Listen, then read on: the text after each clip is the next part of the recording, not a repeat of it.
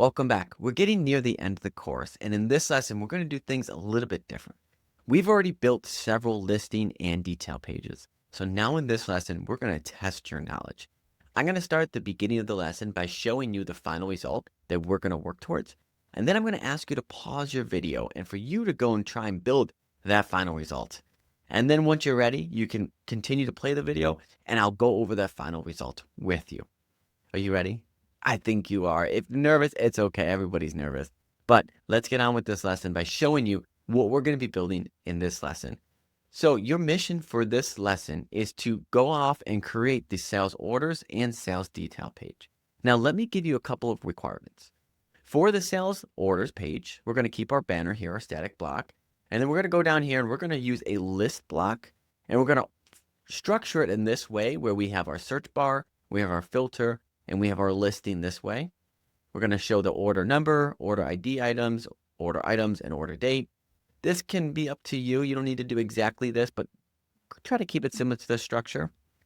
Also, for the action buttons, we're going to make sure that we have an updated create order that gives your users the ability to create a new order. Beyond that, we're going to go over to our sales orders detail page, and we're going to wire up our static block up top again, our item detail block.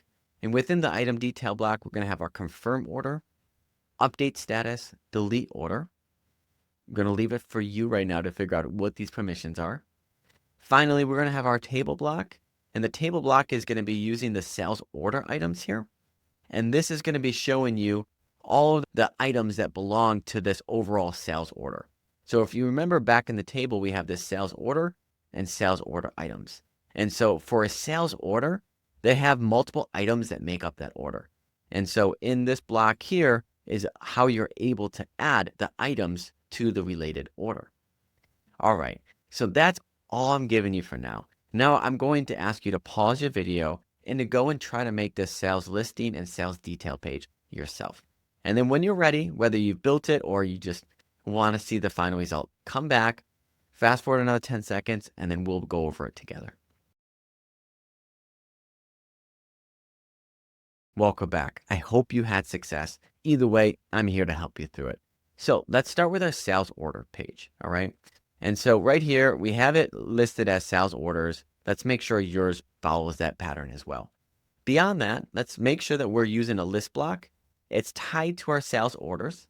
And for our content, this is up to you and how you want to really arrange this. I'm not going to get into that too much, but let's go over to our search bar and we're going to search by our customer.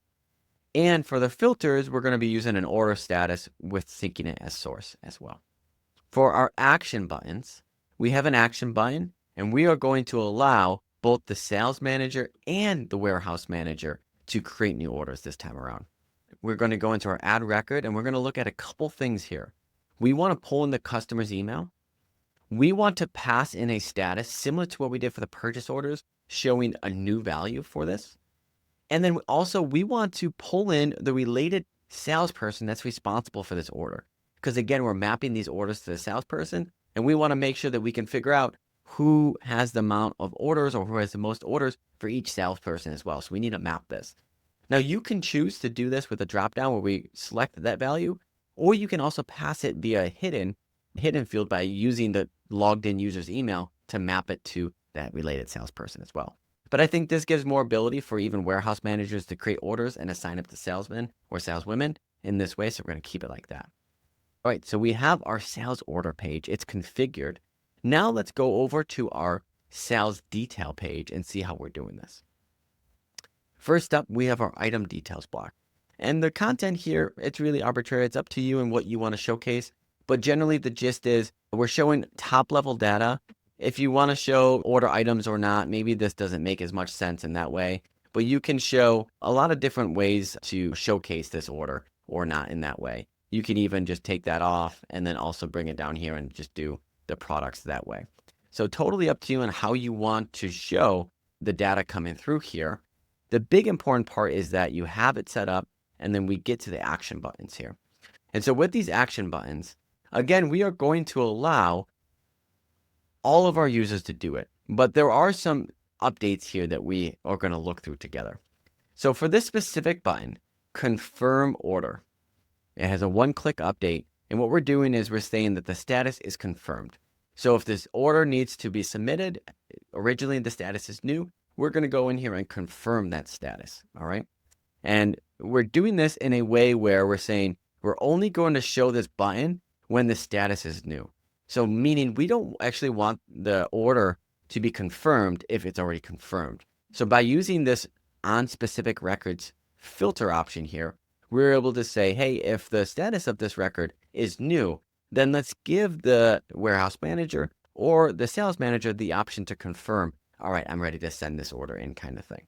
The same reasons for the purchase order is a two-step process. And so you create in the first step, and then you need to add the items in this step. And so you don't want the order to be confirmed or sent until, you're actually ready. And so that's what we're doing with this here. Beyond that, we have our update status. So this is, again, we're just able to go in there and update the status of the order. And we can allow the sales manager and the warehouse manager to do this. And again, we're just saying we're going to show this if the status is new. All right. Beyond status, we have a simple delete order. We'll also make this available for sales managers and warehouse managers to be able to do that. Now, if for some reason you don't want your sales managers to actually delete anything, you can take that away and reserve that just for the warehouse manager. But that's our action buttons for our sales detail page. Now let's go in and look at our table and how this is structured. It is using our sales order items, just like we were referring to earlier.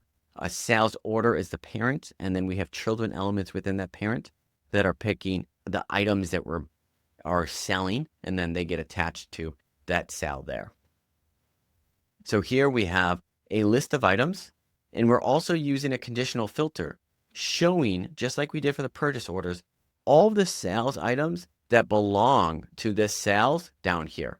And then we're using this action button right here to add new items. And so we're picking what product we want to be able to add, the quantity of the product, and the hidden order. That means the detailed page order that is assigned here, we're passing it with that automatically. Very similar to the purchase order page as well. Outside of that, we are given the options to edit these individual items, just in case you want to adjust the quantity. If you want to delete that item from the order, you can do that as well. So that will complete our sales order and sales detail page. I hope you had success building it yourself. There were some things that I didn't go over ahead of time that I showed you after the fact. I wonder if you got it. If not, don't worry about it. You can implement it now. The important part is that you've built a lot. You're learning a ton. You're now able to customize as you need for your team. We just have a couple more lessons. So I'll see you on the next one where we work on getting you live with a live application. So I'll see you in the next couple of lessons. See ya.